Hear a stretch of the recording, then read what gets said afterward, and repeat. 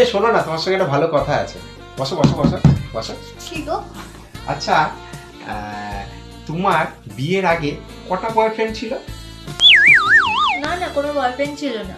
আরে দূর, তুমি অত টেনশন করছো কেন? এখন তো আমরা ফ্রেন্ড, বিয়ে হয়ে গেছে, এখন আর কারোর কাছে কিছু লুকানোর কোনো মানে আছে? বলো না কটা বয়ফ্রেন্ড ছিল। হ্যাঁ, আমরা ফ্রেন্ড। একদম, এখন আমরা বন্ধু, সবকিছু শেয়ার করতে পারি আমরা। দাঁড়াও, আসছি। এই নাও। এটা আবার কি?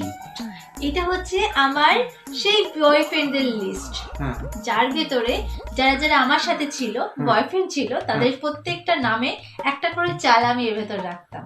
কই দেখি, দাও দেখি। এই নাও। এই ব্যাপার? হুম। আচ্ছা,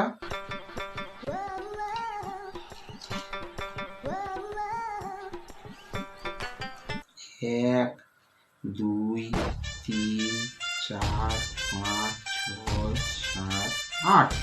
মাত্র 8টা? এই ব্যাপারের জন্য তুমি এত লজ্জা পাচ্ছিলে? কিন্তু সঙ্গে 100 টাকাটা কিসের জন্য গো?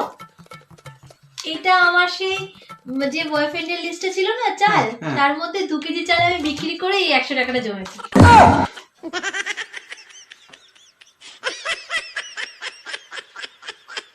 ওই ওই, কি গো? কি গো? ওই, এই কথা বলছো না কেন? কথা বলছো না কেন?